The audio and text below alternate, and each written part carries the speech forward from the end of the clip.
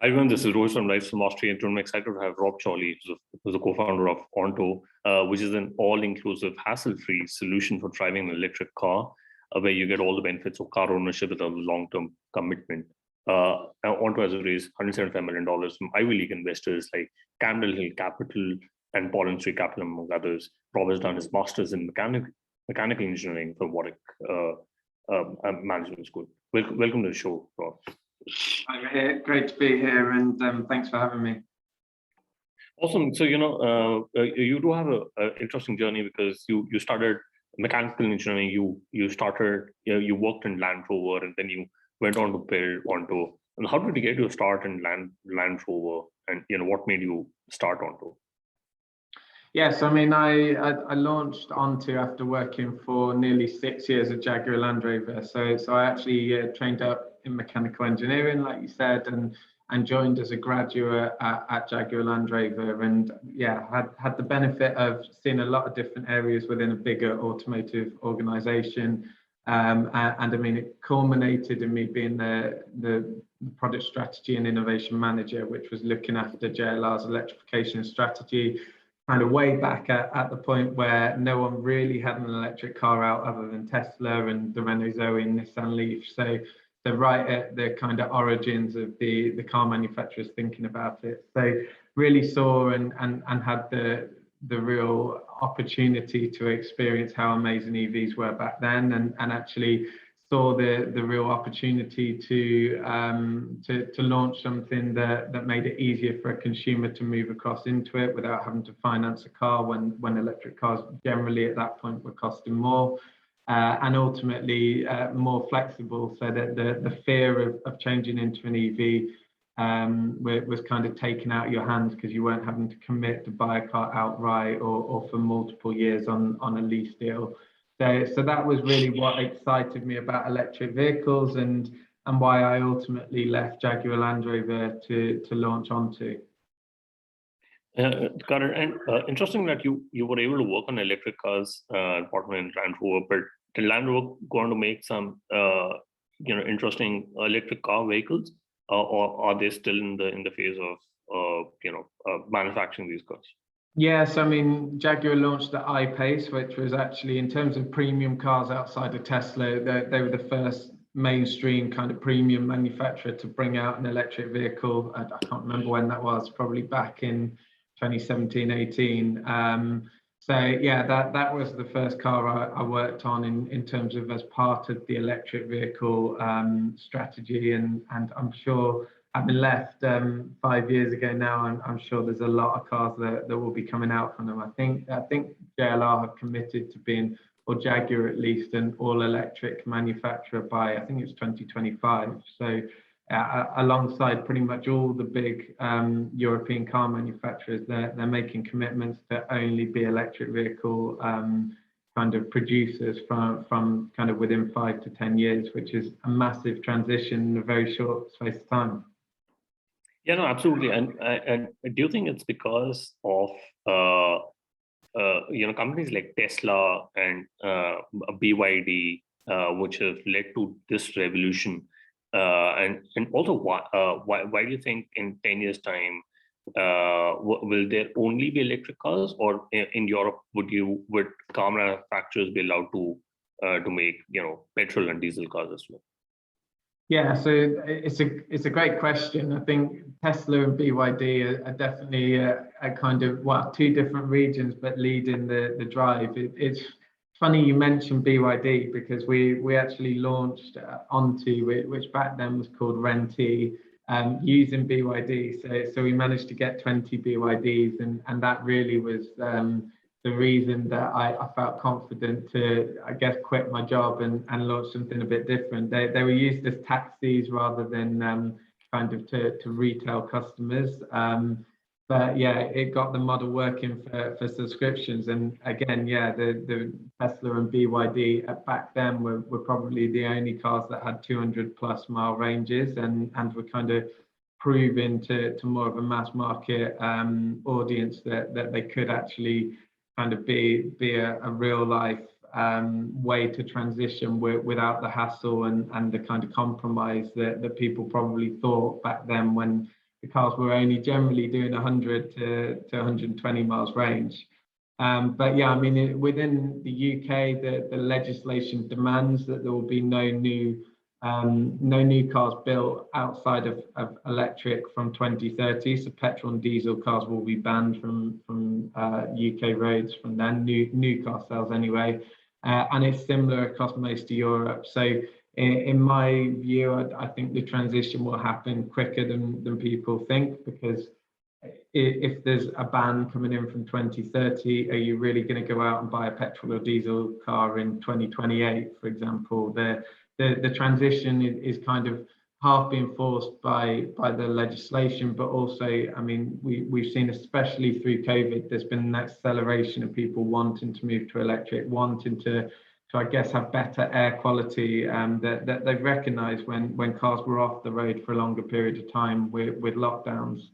So I think it is driven a bit by legislation, but it's also driven by consumers actually wanting it, and it being kind of customer led as well. Got it. And Uber and Ola have been great disruptors, especially in the transportation industry. And do you think millennials and Gen Zs are looking to not buy cars and looking to take Ubers and take into the subscription model? Is it more of a generational lifestyle consequence, or do you think people from different generations are also not looking to buying their own cars? Yeah, I think for sure it will be partly a generation thing. I mean, our customers are generally slightly younger than the people who would buy a car outright would be. So we have a lot of, I guess, millennials, like the kind of 25 to 40-year-olds, that would be our key market. I think when you go beyond that and get into Gen Z, it's going to be even more extreme. I mean, you've seen with probably with license plates around the world, the amount of people actually taking driving licenses is decreasing year on year. So there's definitely a move away from, I guess, the traditional car ownership approach to having Ubers or actually subscribing to a car. And you've recently raised a $175 million raise. How would you advise founders today when the big rounds are on offer?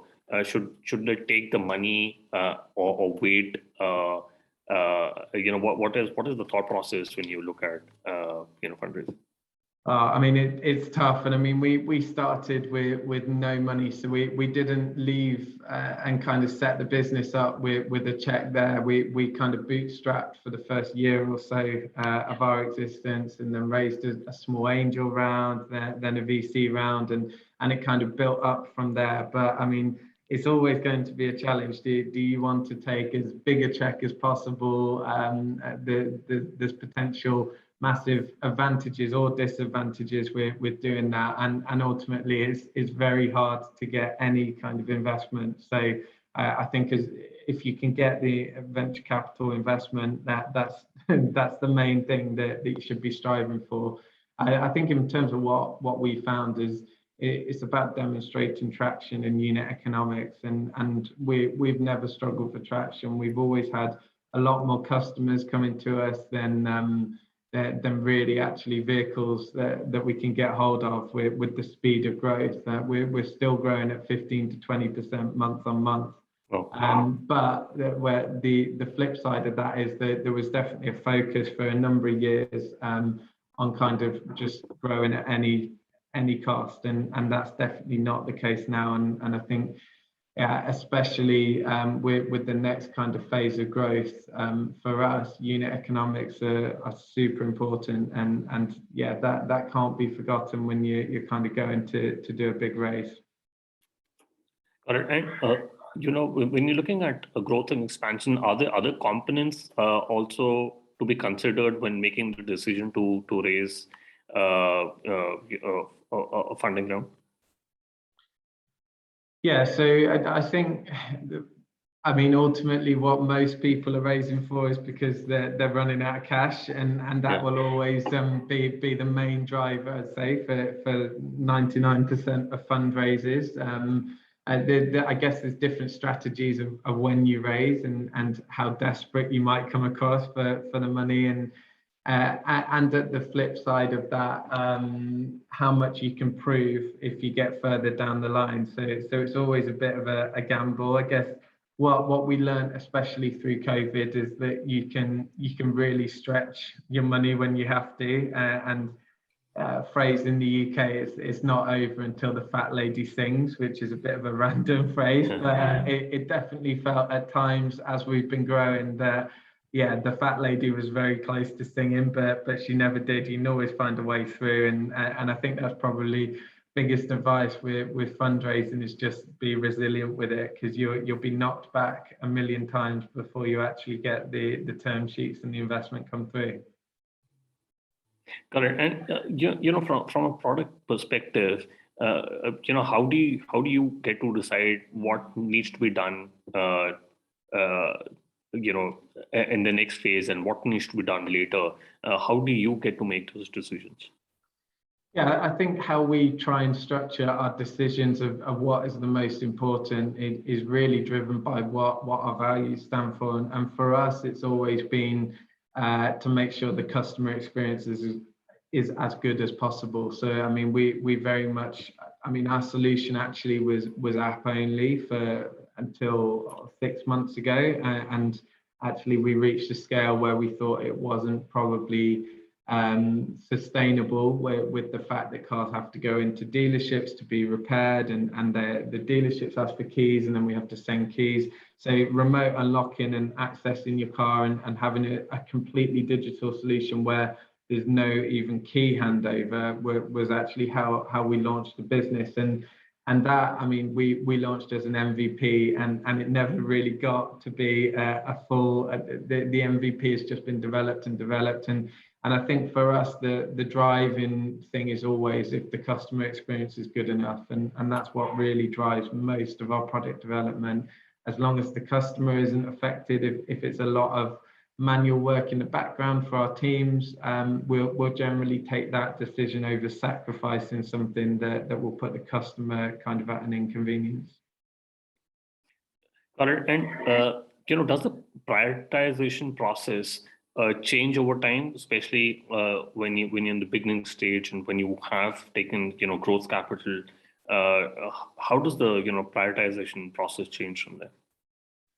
It definitely does change. I mean, I think back when we started, and there were probably 5-10 of us, even up to 30, you can get away with quite a lot. I mean, last month we had 1,000 car deliveries, and that is now, I mean, we've got all the structure and the supply chain in place that's very scalable. It could be 1,000, it could be 5,000, it could be 10,000 a month, and we'd be okay. But I guess back in 2 years ago, if we had 1,000 cars, I mean, we were doing most of the stuff ourselves. I mean, when I very first started the business, I was washing cars. I was on 24/7 phone line with Dan and my co-founder.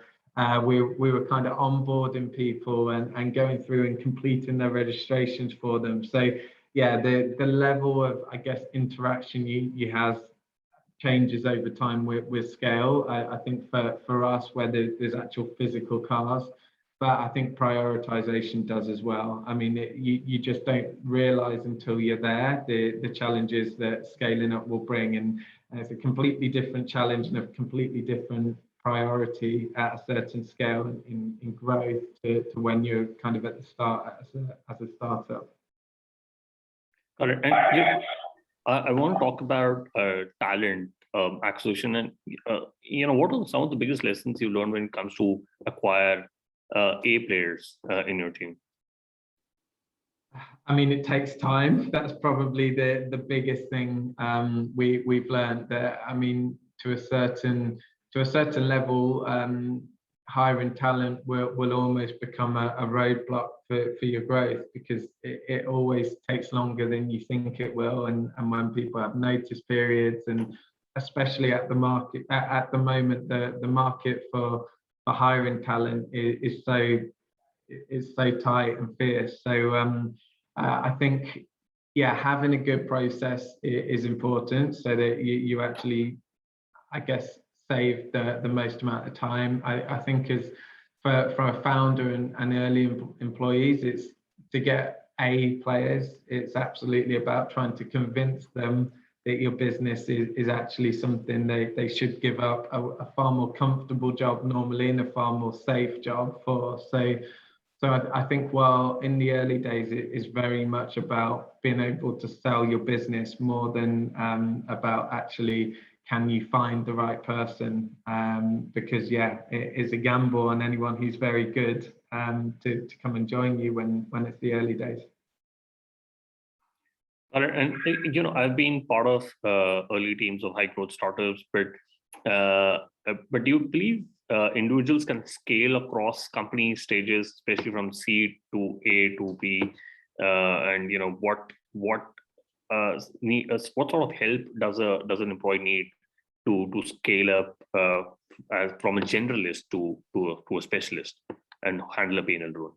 Yeah, I think it helps to have a good advisor network around you, and it always helps to hire someone better than you underneath. So I mean, I think that goes across the board, that we're not going to be hiring people that we think we could do the job of, that they should be better than us, kind of in the role that's reporting into you. So that's important, but it's definitely about a growth mindset as well, and not growth in terms of the business, but it's about making sure you hire people that really are prepared to go on a journey and to learn a lot of new stuff and be in some ways kind of making it up as they go along as well. But if the framework of the right attitude, the right skill set, and I guess the right kind of background is there, then you can make up for a lack of experience of actually having gone and done it before a lot of the time. Correct. And how would you describe your style of leadership today, especially since you raised your funding from the bootstrap days? What's been the change in your leadership style? I think I'm fairly autonomous as a leader, so I would leave the teams and I would have a lot of trust in the teams to deliver, and I think that goes across all of our management team. We would be very trusting, collaborative, but autonomous. We need kind of self-starters in order to get the growth that we are getting, and I guess that is a big change from when you start things up and it's just you or there's a couple of you and you're having to do everything, you've got control over everything, and I mean now, yeah, there's elements of the business which I would have so little visibility on what's happening, and that's something I think as you get into more scale up, you have to recognize and be comfortable to let go of. Correct. And what elements have you found the hardest to scale into as a leader? Or as a leader, or in the business? Yeah, I mean, as a founder, what's been the hardest for you to scale up? Yeah. Oh, that's a good question. I think. I think it's actually the change in dynamics that comes as you get a bigger business. So as much as I'm comfortable letting go of the control of aspects of how the business is changing, it's a whole different kind of, I guess, role that you get into. I mean, I spend probably more time talking to our investors and kind of the next level of investors or financiers or banks than I do about anything to do with the customer proposition and the I guess the internal business. So that's a strange transition to go through and kind of a different again different type of skill set that you need. But yeah, aside from that, it is challenging making the transition of giving away control and seeing a lot less of what goes on. But it's something you have to do in terms of to scale the business up and not to be personally involved in stuff. And as a leader, you need to go from actually doing stuff to managing people more. Correct. And I work for a founder called Ritesh Agrawal, who did not have any operating experience, but went on to build a decacorn. Do you think founders today need that experience? And how did your time at Land Rover impact your operating style? Yeah, I mean, I think it's unique to everyone. So I'm sure there's enough evidence of 18-year-olds, 20-year-olds who've created these enormous companies, and then the flip of 40, 50-year-olds who have, after having built up experience. And I think for me, it felt extremely useful to actually have grounded myself in, I guess, the automotive industry for a number of years before. So I think it was hugely helpful in order to get some industry experience, and also to understand the culture of a bigger business. And actually, in some ways, it gives you more of a motivation, because you can see how big businesses run. And some of that is great, and some of that, it's a very big ship to try and turn when they want to try and get into a dynamic new market. So it's a real opportunity for a startup. So personally, I'm very grateful I had the experience of working for a number of years before. I probably wouldn't have launched a business if I left it another 10 years, because I've now got a baby at home and a wife, and the challenge is, I mean, it is a lot of hours, as anyone who's got a business or started a business or been in a startup will know. So I think it's unique for everyone, but for me, it's a real sweet spot of having some industry experience, but also being young and naive enough to just throw myself into it head first. All right. And I wanted to understand who are your competitors for On.to, especially in the European market? Yeah, I think subscription's a really interesting one, because at the moment, 90% of new cars in the UK and across a lot of Northern Europe actually are financed. So they're bought on finance and generally on a multi-year commitment. And the vast majority of those, so in the UK, more than 2/3 of those customers never own the car. So I mean, what customers are doing today is they're basically renting a car for a couple of years and then swapping it to another car that they're renting for a couple of years. And that's what a lease is in effect, because to own the car outright at the end of a lease, you have to pay a massive balloon payment, which can be 10, 15, 20,000 pounds, which most people can't afford. So I guess our competitors are, I mean, the raw subscription companies kind of forming all over the place. And I don't see them as competitors as much, because I think that's where the industry is going. I see actually the old leasing model as the true competitors to us, and the thing we're really trying to disrupt. Got it. And I wanted to understand about unit economics, and what is the pricing model for the subscription thing that you people can subscribe On.to. Yeah, so I mean, our cars start from £339 a month and go right the way up to kind of over £1,000 for some big premium SUV electric cars like the Audi e-tron and Jaguar I-Pace. In terms of what that's made up of, so there is no deposit, there's no long-term commitment, and that includes your car insurance, even public charging. So in the UK, there's more than 12,000 public charges that you can pay for, that you have included within your subscription and don't have to pay for, and servicing and maintenance as well. So it's one flat fee that covers everything. It's obviously we're trying to remove the hassle for the customer, but also make pricing more transparent. So we are pretty competitive on pricing. We're taking a lease deal out, but everyone has always got to look at the total cost of ownership, and that's really, I guess, where it is quite interesting, because a monthly flat fee, it is very transparent. You'll often see advertised some amazing lease deals for a really low monthly fee, but then they have a £5,000 deposit up front. You've got to pay fuel on top of that. You've got 5,000 miles a year rather than 12,000 miles a year, which is what we include. So it's really up to the customer to do the maths and recognize that for the vast majority of customers, it is worth the money. Got it. And did you have to impanel with all the electric charging companies for On.to, and does the person get on to own the vehicle after a period of 5 years or a certain time period? Yes, I mean we've partnered with all the charging providers. Yeah, so that I mean it's BP, Shell, Instavolt, and Tesla in the UK are the networks our customers can use. But yeah, in terms of how the model works, no, a customer won't own the car after any length of time. The real beauty of our model is it gives you the ability to change car whenever you want. So you're not locked into one car.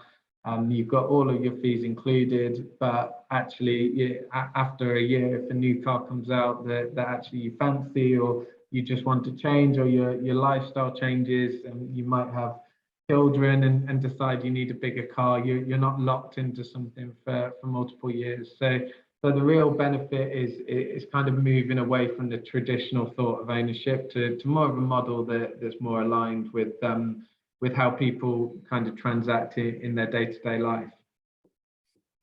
All right. And I was wondering, what is the customer acquisition channels, and how did you get to have your first 100 and first 1,000 users? Yeah, I mean we were very lucky to get a lot of word of mouth early on, and I think that's still kind of holding true. So I mean we offered a referral scheme from very early on, and found that worked incredibly well for us. Now that we're a bit bigger, we're going down various other more traditional channels as well. But we've been incredibly lucky to grow fairly organically and with a lot of word of mouth. And I guess, yeah, the real thing we're trying to do is prove that there's value, and if you can really get the customer value to the customer and give a great customer experience, they will sell it to other people, because most people would change to an electric car if it was as convenient for them, because they know it's better for the environment, they know it's the future. So it's about getting bums on seats and people to realize the benefit for themselves, and then spread the word. Got it. And you recently raised $175 million. What is the money to be used for? Yeah, I mean it's a mixture. So it's for scaling up our operations in the UK and looking to international expansion and hiring a bigger team, and yeah, a proportion of it for actually buying the cars through a debt facility. So it's a mixture, but it's ultimately for growing at the 20% a month that we're continuing to grow at, and making sure that we got the team in place to do that, and that things won't start falling apart when we're at a bigger scale. Correct. And I was interested in your model because you used debt and equity for raising the fund. But are there any implications of using debt versus equity when you're looking at raising a funding round? Yeah, I mean, I think debt is becoming more and more, well, I guess less taboo as a thing to do and raise for founders. I mean, for us, it's fairly straightforward, because we have to buy cars. We're not going to impress our VC investors if we buy cars with their money. So the debt is needed for that aspect of our business. But I think debt is becoming more and more talked about with founders and startups. And I mean, it's obviously non-dilutive. So if you can do it, and especially on some of the kind of recurring revenue business models that are built up around it, it obviously comes with its risks, but it's a great additional tool to actually help you grow. Got it. And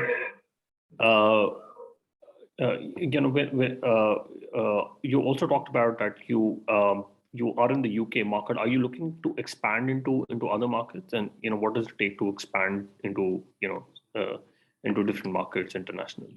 Yeah, so we are looking to expand internationally. It's probably slightly premature right now, but yeah, we will be from kind of late next year and the year after, looking and moving into some of the European countries. I think there's a lot of considerations that have to go into it, from actually how you operate the business, how kind of your structure of the company in terms of where employees are going to be based, but also it's bigger than that in terms of is the same cultural fit, the same product market fit in those new markets. So we're cautious to make sure when we enter new markets, we've actually done our research and it's the same, I guess, the same benefits and the same problem that we're solving for the customer.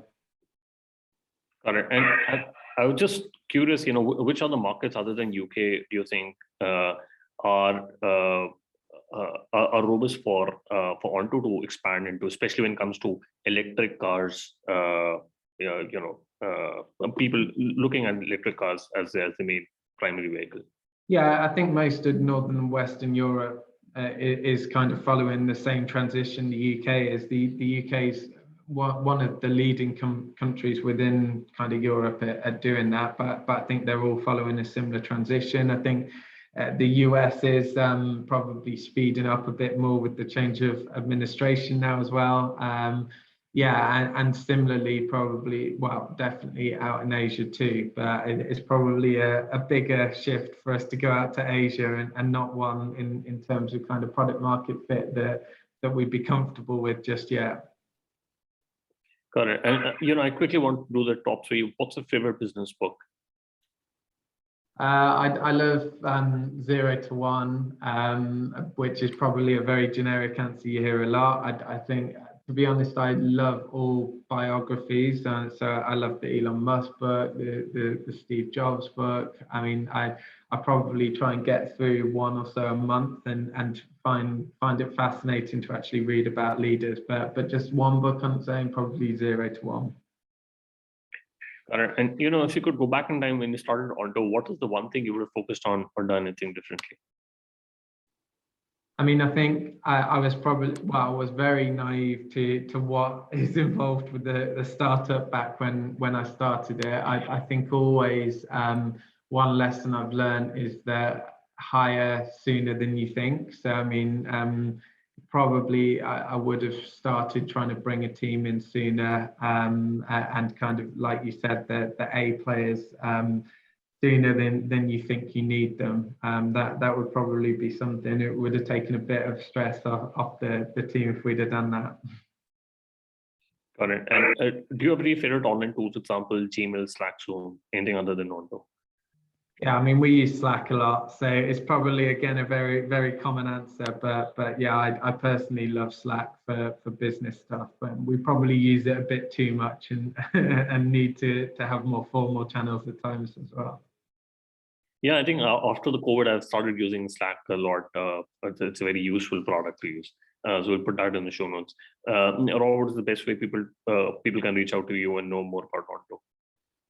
I think if you follow On.to on LinkedIn or Instagram or any of those the kind of social media platforms, that we're often kind of explaining what's going on and what our plans are. We've also got a community page and I will quite actively talk on that. So if you go onto our website, which is just On.to, so it makes it very simple.